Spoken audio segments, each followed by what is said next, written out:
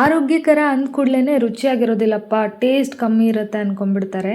ನಿಮ್ಮ ತಲೆಯಲ್ಲಿ ಆ ಥರ ಏನಾದರೂ ಇದ್ದರೆ ಈ ನವಣೆ ದೋಸೆನ ಟ್ರೈ ಮಾಡಿ. ಹೆಲ್ದಿಯಾಗೂ ಇರುತ್ತೆ, ಸೂಪರ್ ಟೇಸ್ಟಿಯಾಗೂ ಇರುತ್ತೆ.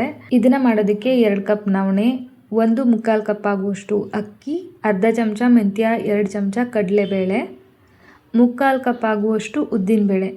ಇದೆಲ್ಲ ಚೆನ್ನಾಗಿ ನೀರು ಹಾಕಿ 3-4 ಸಲ ವಾಶ್ ಮಾಡಿ ತಗೊಳ್ಳಿ.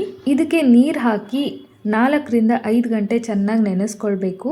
ಇದು ನೆನೆದಾದ ನಂತರ ರುಬ್ತೀವಲ್ಲ, ಆವಾಗ ಇದಕ್ಕೆ ಮಂಡಕ್ಕಿನ ಸೇರಿಸಿದ್ರೆ ತುಂಬ ಚೆನ್ನಾಗಿ ಸಾಫ್ಟಾಗೂ ಇರುತ್ತೆ, ಗರ್ಗರಿಯಾಗಿ ನಮ್ಗೆ ಹೆಂಗೆ ಬೇಕೋ ಹಂಗೆ ಮಾಡ್ಕೊಳ್ಬೋದು. ಮಂಡಕ್ಕಿ ಹಾಕಿದ್ರೆ ತುಂಬ ಚೆನ್ನಾಗಿ ಬರುತ್ತೆ. ಚಳಿಗಾಲ ಇದ್ರಂತೂ ಬೇಗ ಫರ್ಮೆಂಟೇಷನ್ ಆಗೋದಕ್ಕೆ ಹೆಲ್ಪ್ ಆಗುತ್ತೆ. ಇದನ್ನು ನೀರು ಹಾಕಿ ನೈಸಾಗಿ ಗ್ರೈಂಡ್ ಮಾಡಿಕೊಂಡು ಒಂದು ಪಾತ್ರೆಗೆ ಸೇರಿಸಿ, ಉಪ್ಪು ಬೇಕಾದರೆ ನೈಟೇ ಹಾಕ್ಬೋದು, ನಾನಿಲ್ಲಿ ಹಾಕ್ತಾ ಇಲ್ಲ. ಹಾಗೆ ಚೆನ್ನಾಗಿ ಕೈಯಲ್ಲೇ ಮಿಕ್ಸ್ ಮಾಡಿ ಒಂದು ಪ್ಲೇಟ್ ಮುಚ್ಚಿ 10ರಿಂದ 12 ಗಂಟೆ ಇದನ್ನು ಫರ್ಮೆಂಟೇಷನ್ ಆಗೋದಕ್ಕೆ ಬಿಡಬೇಕು.